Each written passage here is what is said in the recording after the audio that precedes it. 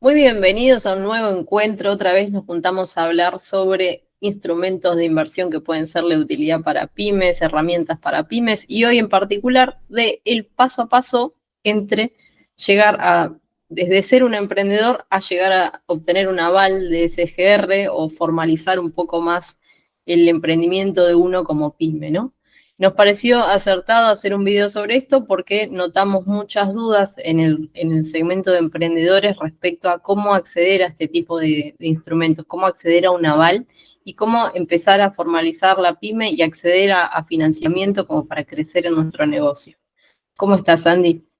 ¿Cómo estás, Angie?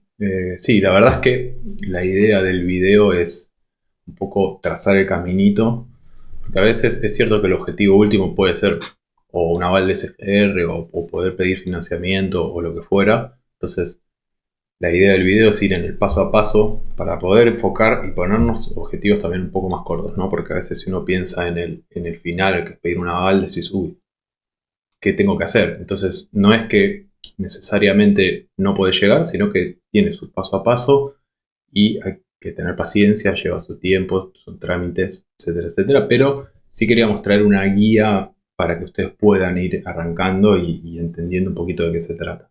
Sí, sobre todo porque hoy quizás lo que notamos es que falta eso, unir las dos puntas, ¿no? Quizás hay mucha información sobre avales y sobre beneficios financieros y financiamiento y fiscales y demás, pero de repente para uno emprendedor que recién empieza con su negocio, parece muy lejano. Entonces, la idea es esa, como decís vos, trazar un caminito.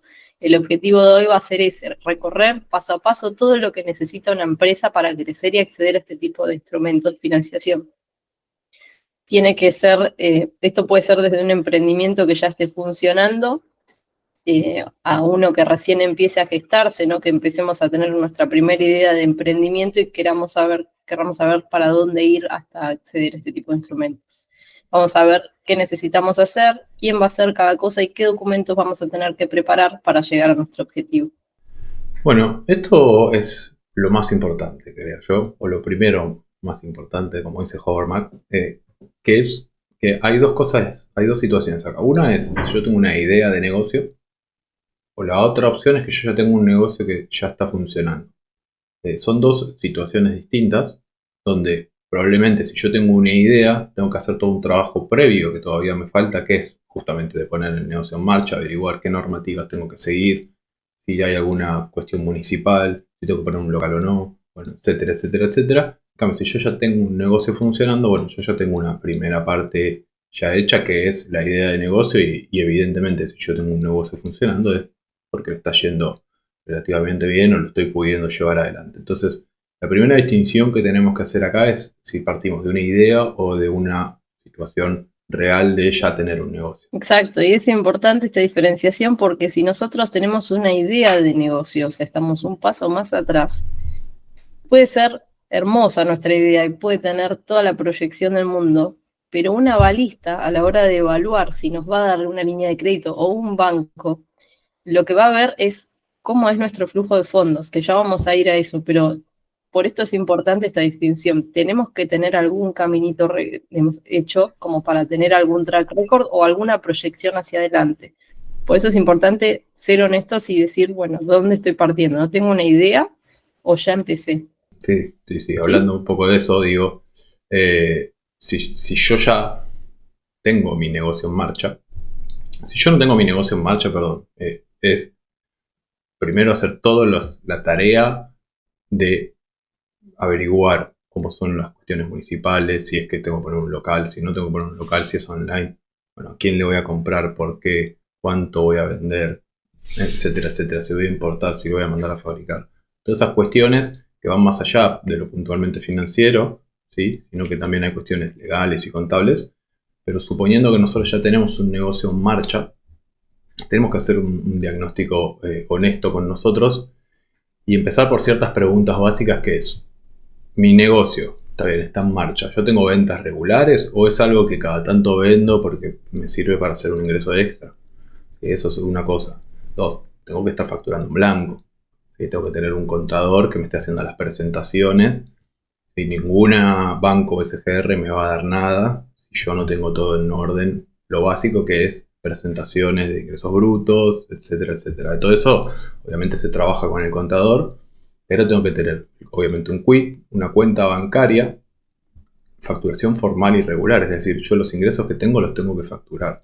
Yo no puedo presentar un resultado de resultados o ir a la SGR a decir yo vendo tanto y después tener facturado la mitad, porque no funciona de esa manera, se trabaja lo que es en blanco. Obviamente tengo que estar dado de alta y estar pagando los impuestos que me corresponden respecto al negocio que tenga. En este caso, digamos, puede variar porque dependerá de muchas cuestiones. Por ahí tengo que pagar tasas municipales, quizás no. Tengo que pagar ingresos brutos, en dónde, a quién, etcétera, ¿no? Entonces, estás en una etapa muy temprana, es decir, tengo solo el monotributo y hago alguna factura. Bueno, vamos a ver ahora en la siguiente filmina qué paso a paso podemos dar para profesionalizar un poco más. Exactamente. Lo más importante sería, como comentaste un poco antes, ¿no? Tener idea de qué va mi negocio, o sea, armar una ficha del negocio, definir qué va a hacer la empresa, para quién y cuál va a ser mi diferencial respecto de mis competidores que quizás ya ofrecen el mismo servicio o producto. ¿Qué problema estoy resolviendo con el servicio o producto que quiero ofrecer? ¿Cuál va a ser mi modelo de negocio? ¿Cuáles van a ser las fuentes de ingreso? ¿Con qué frecuencia? ¿Va a ser estacional? ¿Va a ser regular? ¿Voy a tener que ajustar mi flujo de caja porque de repente cobro solamente en periodos vacacionales? Por ejemplo, a eso me refiero estacional, o tengo mayor cantidad de ventas en invierno porque mi producto tiene que ver con algo que se consume más en frío, por ejemplo, en periodos de frío. El mercado, ¿cómo está hoy? ¿Cuáles son mis clientes actuales y cuáles pueden llegar a ser potenciales clientes de mi negocio? Todo esto hay que definirlo en nuestra ficha. Sí. Por ejemplo, para el caso de nuestro negocio, somos Lightcap Group, buscamos ayudar financieramente a pymes a través de una asesoría personalizada. Esa sería una descripción en una oración de todo lo que corresponde a nuestra ficha de negocio. Exactamente. Y vas a comentar algo. Tenemos que tener en cuenta lo que decías vos, que no está escrito ahí, ¿no? Pero bueno, cómo es la fuente de ingresos o la frecuencia, es decir, yo vendo algo puntual, o quizás doy mantenimiento, entonces cobro todos los meses por estar pendiente del servicio. Bueno, entonces, los distintos tipos de ingresos nosotros los tenemos que tener claro para poder dar un paso más adelante. Esto es lo más importante. Porque si nosotros no entendemos cómo estamos ganando dinero, difícilmente se lo podamos explicar a otro. Exactamente, y de esta ficha va a ser de lo cual nos apoyemos a la hora de salir a solicitar crédito. Es como si fuera una etapa muy temprana de nuestro plan de negocio, la ficha, ¿no? Hablemos de cuentas bancarias. La empresa va a tener que tener una cuenta distinta a la tuya. Si vos sos emprendedor, lo ideal es tener dos cuentas distintas a nombre tuyo. Por ejemplo, puede ser en dos bancos, con Mercado Pago y un banco, de forma tal de segregar el dinero del negocio. Vos no sos el negocio. No deberían cruzarse las cuentas de lo que vos usás para vivir con lo que va generando tu negocio y de repente encontrarte, por ejemplo, gastando las ventas, el ingreso por ventas en, no sé, comida para el consumo mensual en tu casa. O sea, lo ideal es que se separen esos dos flujos de fondo, que vos tengas un presupuesto personal y un presupuesto de negocio, como en todo. También para eCheck vas a necesitar habilitar opciones del home banking, para, por ejemplo, cuenta corriente para poder emitir, generar una chequera desde tu banco y eventualmente endosar esos cheques, con lo cual si es en una cuenta en un banco, la del negocio sería ideal para poder hacer esto. Y está bueno preguntar en varios bancos límites y reglas de los mismos para ver cuál es el más conveniente para tu situación actual, abrir y mantener una cuenta corriente operativa. Sí, a ver, nosotros del negocio vamos a cobrar, entre comillas, un sueldo, ¿sí?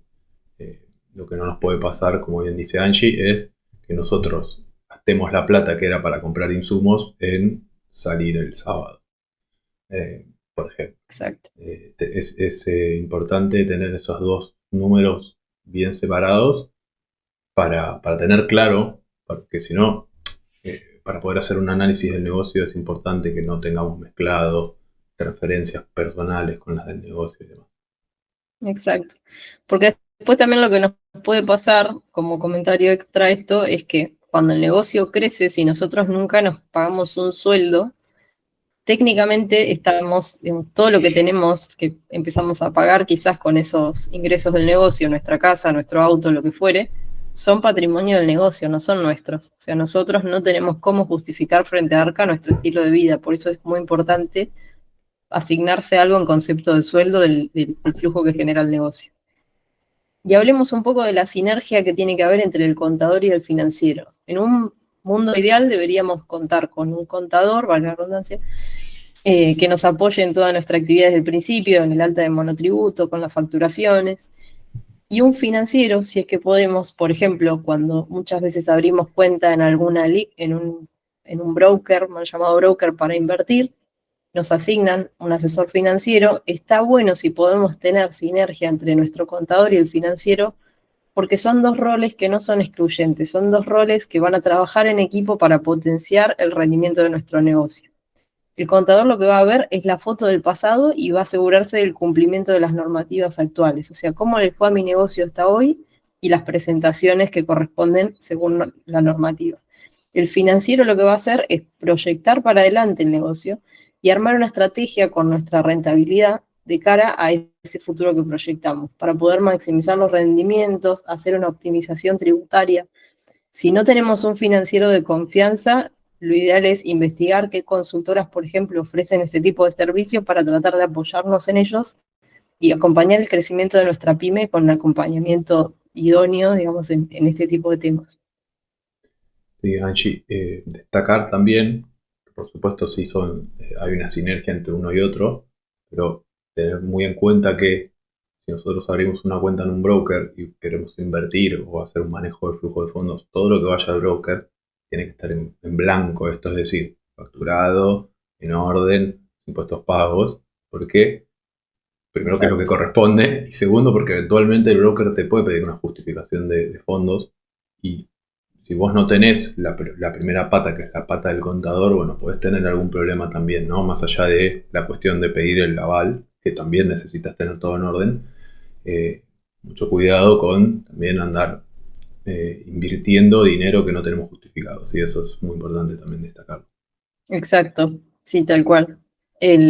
Todo lo que sucede dentro de la LIC, de nuestra cuenta comitente, va a estar bajo la órbita de ARCA y de la UIF. Así que, como decís, es súper importante tener cuidado, tener todo ordenado. Bueno, y siguiendo un poquito, ya pasamos por el contador, que es lo que nos puede brindar. Pasamos un poquito por el financiero, por arriba, digamos, unos primeros pasos de que nos puede ayudar. Y después vamos a tener el siguiente paso, que es nosotros probablemente cuando empezamos arrancamos con un monotributo, es decir, facturamos a nuestro nombre.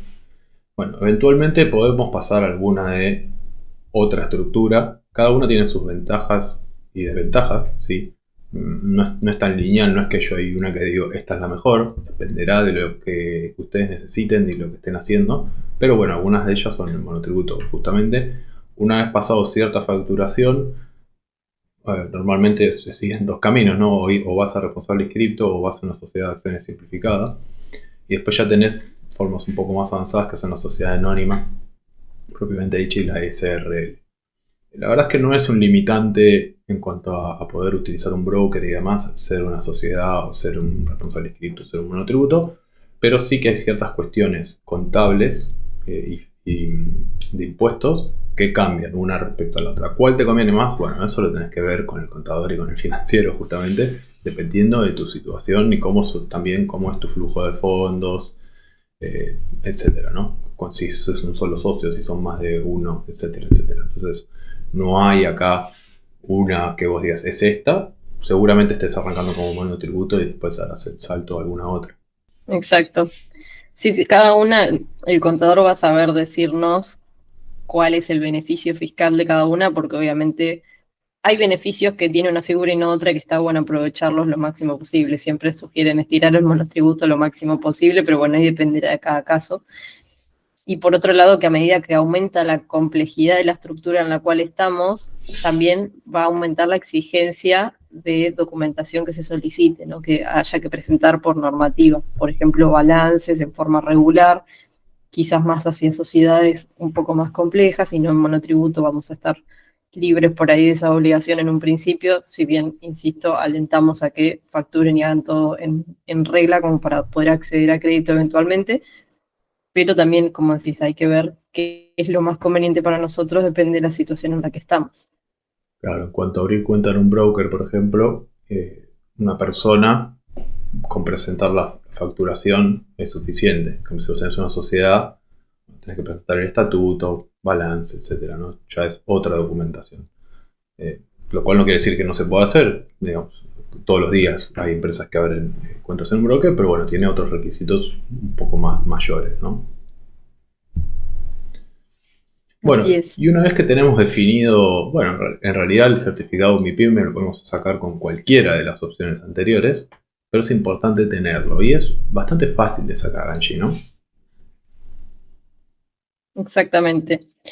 Podemos, teniendo este certificado, tener acceso a tasas preferenciales, a un montón de programas que van apareciendo mientras nosotros estamos ejerciendo nuestra actividad. También va a ser requisito para solicitar un aval ante una SGR, o sea, sin este certificado no nos van a tener en cuenta.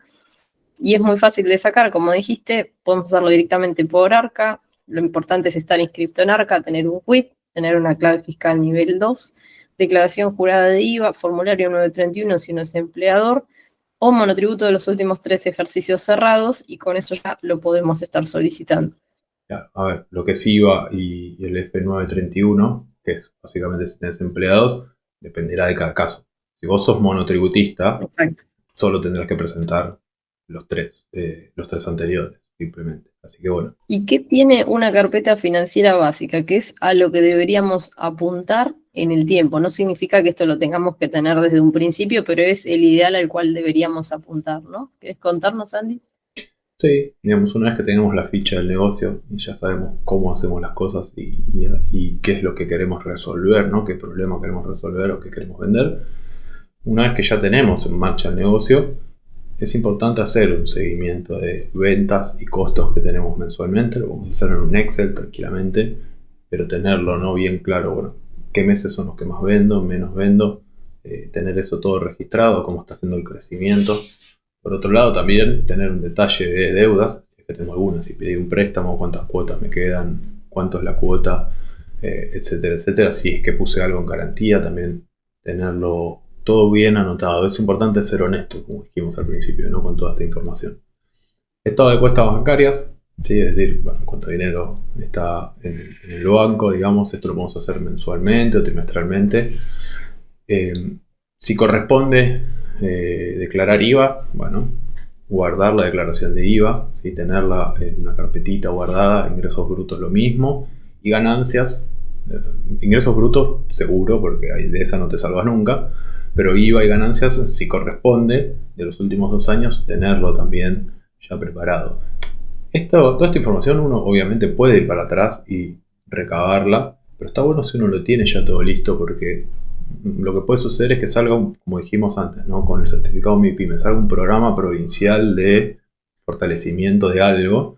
Y si vos ya tenés el certificado MIPYME, tenés esta carpetita armada, ya tenés la mitad del trabajo hecho.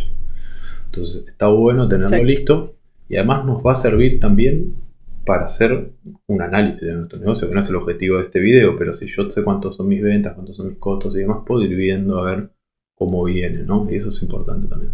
Balances, si soy una sociedad, de los últimos, si tengo 2 años, firmados por contador, todo esto en regla. Si tengo contratos firmados con clientes o con proveedores, también tenerlo en la carpetita. Si tengo empleados, tener el libro de sueldos, comprobantes, todo esto armadito también. Y lo mismo, ¿no?, si soy una sociedad, porque al abrir una cuenta en un broker o después también para las SGR te van a pedir el estatuto, las actas, DNI de socios, etcétera, etcétera, ¿no? Esto es como lo básico. Después podemos tener un montón de información en la carpeta financiera, pero estos son cosas que no nos pueden faltar. Algunos puntos van a aplicar y otros no. Si yo soy monotributista, obviamente no voy a tener balances firmados por contador, pero de lo que tenga, lo tengo que tener preparado. Exactamente. Es a lo que deberíamos apuntar. Y el punto decisivo va a ser la proyección del flujo de caja. Tenemos que hacer una proyección del flujo de caja que va a tener nuestro negocio de al menos 3 meses, lo ideal sería entre 6 y 12 meses, mostrando qué supuestos usamos para esa proyección y sin exagerar las ventas, que es algo que suele suceder porque, bueno, uno obviamente tiene una visión súper optimista de su negocio, pero lo ideal es bajar la tierra y ver cómo están los competidores y hacer algo realista. El banco o la SGR a la cual vamos a pedir aval van a valorar mucho que la proyección explique cómo se va a pagar el crédito que vamos a solicitar o cómo se van a descontar los e-checks y para qué lo vamos a usar. Exactamente. Esto va encadenado al anterior. Si yo ya tengo mi seguimiento de ventas y vengo creciendo un 10%, por ejemplo, yo no puedo ir a la SGR y decirle si el año que viene voy a vender 200% más. Pero te van a creer y es negativo. Es mucho más fácil que te den crédito o algo. Si vos sos realista, quizás el crédito no es lo que uno espera, o sí, o lo que fuera. Pero si vos vas y ocultás deudas o exagerás las ventas, lo más probable que suceda es que no te den nada. Y porque el banco también hay una cuestión ahí de confianza con vos. Nosotros entendemos que a veces es difícil ir al banco y llevar toda esta información y que te hagan preguntas, pero es importante ser honestos, ¿no? Con la información que presentamos. Sí, completamente, porque va a ser evaluada en un contexto de análisis de riesgo crediticio también. Así que sí, es decisivo. Y está bueno armar una presentación comercial que sea clara, que sea una página dedicada a resumen ejecutivo de nuestro negocio, hacia dónde vamos, una página de montos y usos, o sea, montos que estamos solicitando, para qué lo vamos a usar, que tenga un fin claro. Una página de proyección de flujos de fondos, de crecimiento de ventas, y un anexo con los balances y otros documentos en caso que tengamos. Clave es definir en esa presentación qué hace la empresa, por qué necesita el aval y cómo lo va a pagar. Esto es lo que más van a mirar a la hora de hacer el análisis crediticio. Exactamente, ¿no? Perdón, Angie. Respecto a eso, No, estoy bien. Respecto a eso, lo mismo que les decía antes, ¿no? Ser bien claros en, ok, yo te voy a pedir un préstamo porque voy a comprar tal máquina que sale tanto y con esto voy a producir esto que lo voy a vender a tanto en tanta cantidad. Después el banco hará la evaluación, digo, si coincide o no coincide, pero es importante que nosotros vayamos. Yo no puedo ir y decir, hola, necesito un préstamo, ¿para qué? Porque tengo un negocio. No te lo van a dar. La realidad es, acá nosotros no queremos venderle sumo, entre comillas, sino es, si vos vas así, no te lo van a dar. Entonces vos toda esta información que vos presentás te va a facilitar y es ir de a poquito juntándola para el día que la necesites tenerla. Exactamente. Entre las preguntas que nos van a hacer en la SGR a la hora de solicitar un aval pueden estar: ¿cómo generamos los ingresos? ¿Tengo ventas futuras pactadas? Ya hablé con algún cliente que me dijo que me va a comprar de determinada manera y tengo algo ya firmado. ¿Cuál es la estacionalidad? ¿Voy a vender más en verano, más en invierno, más en determinado mes? ¿Es un servicio de mantenimiento de equipos, lo que fuera? ¿Quiénes son los principales clientes? ¿Qué porcentaje van a representar? ¿Tengo juicios o retenciones? ¿Ya tengo alguna deuda generada por otra línea de crédito? Todo esto va a sumar al análisis de riesgo de la SGR. Estos son algunos ejemplos de preguntas que nos pueden hacer, obviamente pueden hacer mucho más en función de lo que vayan encontrando. Y algunos criterios y métricas de la SGR van a otorgar líneas de avales con un monto máximo que puede ir variando en el tiempo, van a tener en cuenta, entre otros, la liquidez nuestra, la relación entre deudas y ventas, la consistencia en los cobros, si nosotros nos atrasamos o pasa algo por lo cual no estamos cumpliendo, pero van a analizar también la gestión, el cumplimiento fiscal, la credibilidad, la proyección que hicimos y presentamos para solicitar ese aval. Un flujo creíble va a pesar más que un balance inflado, o sea, siempre y cuando seamos honestos, si llevemos una presentación con un flujo honesto, creíble, que sea realista, que sea acorde a las métricas actuales del mercado, eso va a pesar más que un balance que quizás esté inflado. Sí, esto del monto que va variando también tiene que ver con que quizás la primera vez que nosotros nos acercamos, ellos no nos conocen, ¿no? Entonces, si nosotros después, con ese aval o ese préstamo, lo que fuera que pedimos, nosotros cumplimos, pagamos siempre en fecha, entonces ese monto que nos van a dar la siguiente vez va a ser más alto porque nosotros empezamos ya a generar una relación de confianza con el otro lado. Entonces, sí, el más difícil es el primero, eso es cierto, pero una vez que nosotros tenemos el primero y cumplimos, se facilita bastante. Sí, el más difícil es el primero y también puede ser el de menor línea de crédito justamente por eso, porque no nos conocen y no saben cuán cumplidores somos, entre comillas, de nuestras obligaciones de pago. Entonces no nos asustemos si quizás la primera vez nos emiten un monto chico y después en la medida en que nosotros cumplimos y generamos ese vínculo de confianza con ellos, de repente nos amplían la línea. Con el aval, ¿qué podemos hacer? ¿Para qué vamos a solicitar el aval? Vamos a poder descontar e-checks propios, o sea, emitidos a nuestro propio quit para hacernos del dinero hoy y pagarlo dentro de un periodo de tiempo a X tasa de terceros, o pagaré bursátil, donde ya hablamos de un monto un poco más grande. También nos va a mejorar la imagen de la empresa porque va a exponernos al mercado abierto de valores, digamos, va a darle visibilidad a la empresa. Vamos a poder negociar mejores tasas para créditos. Hoy por hoy, quizás donde salimos a financiarnos con un privado de repente a una tasa muy elevada, el aval muchas veces nos reduce significativamente esa tasa con digamos, la garantía de un tercero que está respondiendo frente a nuestro incumplimiento con un fondo de garantía. Para los que quieran profundizar en cómo funcionan los avales, tenemos un video dedicado a eso también en nuestro canal, los alentamos a que luego vayan a ver. Y bueno, para el descuento de e-check, la SGR va a facilitar que el descuento sea más barato y el receptor lo perciba como de menor riesgo, un poco hablando de lo que veníamos comentando. Claro, exactamente. El tema de la imagen de la empresa también tiene que ver con que nosotros, al tener un aval de SGR ya, tenemos justamente el aval de que una empresa que se dedica a esto ya revisó todos nuestros balances, revisó todos nuestros números, cómo son nuestros cobros o nuestros pagos, y decidió avalarnos. Entonces eso nos va a dar un poder de negociación también con proveedores, con el banco, decir, mirá, acá revisaron todo y está todo bien. Entonces es una herramienta bastante interesante una vez que uno la tiene porque te da credibilidad, ¿no? Más allá del mercado, que obviamente puedes descontar cheques y es como lo primero que uno hace cuando consigue un aval, quizás, pero también te da un montón de otras herramientas. Exactamente. Y lo ideal es no esperar a último momento y a necesitar el aval para salir a pedirlo, porque es un proceso que demora un tiempo. Todo esto que venimos hablando, el análisis crediticio que van a hacer, el análisis de riesgo, las proyecciones, más allá del tiempo que nos tome a nosotros armar toda la documentación para estar en un punto de poder ir a solicitarlo, una vez que lo solicitamos puede tardar hasta 3 meses en salir un aval, incluso más, dependiendo del momento en que nos agarre, ¿no? Así que mientras no lo utilicemos no nos van a cobrar nada, con lo cual está bueno ir haciéndolo, ir haciendo este trabajo, tener esa posibilidad abierta, cosa que el día que aparece una oportunidad para nosotros como pyme o como emprendedores, la podemos aprovechar la línea porque ya está ahí, ya está generada, digamos.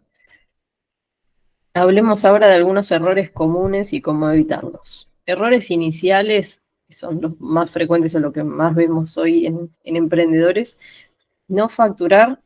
No hay ningún registro de nuestra actividad si nosotros no facturamos, o sea, no podemos soñar con acceder a nada. No tener en cuenta los costos, algunos costos que por ahí no los consideramos porque no lo vemos como directo de lo que estamos produciendo de repente, no los contamos, como puede ser gasto de luz, de internet o algún servicio. De repente eso impacta también en el costo del producto, ¿no? El costo final. No llevar registro de las ventas, cobros y deudas. Solicitar un préstamo sin tener claro para qué. Esto es re importante. Cuando hablamos con emprendedores vemos que es muy común. La primera opción es ir a pedir un préstamo porque mi negocio para empezar necesita un préstamo. Y la realidad es que muchas veces es generar el préstamo por generarlo y estamos endeudándonos porque estamos adquiriendo deuda con ese préstamo sin tener en claro para qué necesariamente lo vamos a usar. Que quizás si hubiéramos tenido un contador y un financiero desde el principio ayudándonos en el armado de la estrategia del flujo de fondos de nuestro negocio, quizás podíamos empezar sin necesidad de un préstamo en primera instancia y quizás después para crecer y potenciarnos hubiese sido bueno. Pero está bueno tener en claro para qué. Y ante bancos y SGR, obviamente, llevar documentación incompleta o proyecciones irreales, infladas, o usar el aval para tapar una mala gestión recurrente. Esto es, me endeudé un montón, entonces pido aval para pagar esa deuda y tomar más deuda y así entrar en una especie de rueda donde cada vez voy generando más intereses. Pagar una tarjeta de crédito con otra tarjeta de crédito. Los avales, por ejemplo. Los avales no. Lo más probable es que primero es que no te lo den, ¿no? Si ellos detectan que vos tenés mucha deuda y querés sacar el aval justamente para tomar deuda para pagar otra deuda no suele ser lo ideal. Y por otro lado, no lo de solicitar un préstamo sin tener en claro para qué, creo que son como las dos cosas más importantes, ¿no? De lo que nos podemos llevar de esta filmina. Y algunas preguntas frecuentes, respondemos rápidamente. ¿Puede una SGR avalar a un emprendedor nuevo o un monotributista? Sí, depende. La SGR, o sea, en principio sí, pero dependerá de la empresa, la pyme, el emprendedor. La SGR va a mirar potencial y riesgo, con proyecciones y garantías. Algunas lo hacen, de hecho algunas directamente vas monotributista con tu proyecto que empezó hace poco y quizás te avalen si tenés una propuesta clara y decís cómo vas a pagar y podés poner algún colateral como garantía. ¿Qué pasa si hay incumplimiento? Esa SGR puede ejecutar la garantía y reclamar. La SGR, así a grandes rasgos, lo que va a hacer es responder por nuestro incumplimiento de esa deuda. Nosotros no es que tomamos deuda con la SGR. La SGR va a avalar nuestra capacidad crediticia, digamos, nuestro riesgo de crédito, va a avalarnos por una X cantidad de dinero que nosotros podemos salir a tomar como crédito, como a emitir e-checks o pagar eso, lo que fuere. Frente al incumplimiento de ese pago, al momento del vencimiento, la SGR va a responder por esa obligación y pagar por nosotros para no tener ese problema en ese momento. Pero se va a dar vuelta y va a ver qué pusimos como garantía para ejecutarlo. No es que nos prestan dinero gratis porque son generosos, sino que hay todo este análisis crediticio justamente porque ellos quieren asegurarse de que nosotros cumplamos con la obligación. El objetivo de la SGR no es cubrir, o sea, ellos analizan todo para decir, ok, yo te voy a avalar porque yo creo que vas a poder pagar. Puede pasar que nosotros por alguna situación puntual tengamos algún problema, incumplamos y nos cubra la SGR. Si la SGR hace el análisis y ve que es de buena fe, bueno, ellos pueden de repente darte algún plan de pago o hacer lo que, como nombramos en la filmina anterior, lo que nosotros no podemos hacer es, para tapar una mala gestión, ir a pedir un aval, porque la SGR, si ve que esa es la situación, que vos no pagaste porque estás usando el aval para pagar otra deuda o lo que fuera, en ese caso sí te puede ejecutar la garantía. Es decir, las SGR no hacen tampoco, ¿cómo sería? Caridad, digamos. Ellos tienen su trabajo, que es analizar tu negocio, cubrirte si vos incumplís, pero tiene que haber de tu lado, si hay un incumplimiento, que sea de buena fe, ¿no? Entre comillas. Es decir, no pagué porque hubo COVID, que es algo que sucedió en el 2020. Bueno, yo tengo un local a la calle que vendo tuppers.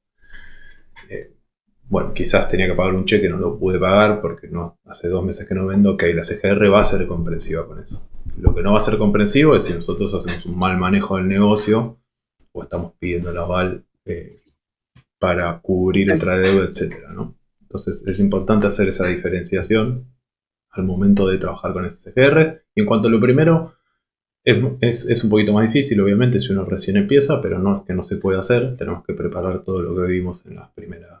Respecto al incumplimiento del aval, por eso está bueno también, si nosotros no nos sentimos cómodos con el manejo del flujo de fondo, contar con el apoyo de una consultora financiera o de un asesor financiero.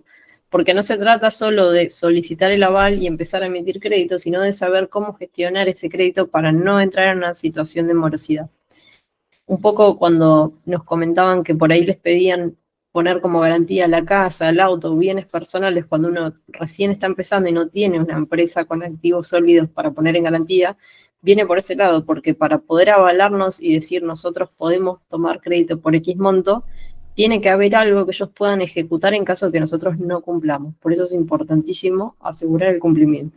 Esperamos que les haya sido de utilidad este video. Cualquier duda nos pueden escribir a nuestro correo o mismo dejar comentario en este canal y nosotros nos vamos a estar contactando con ustedes. Muchas gracias.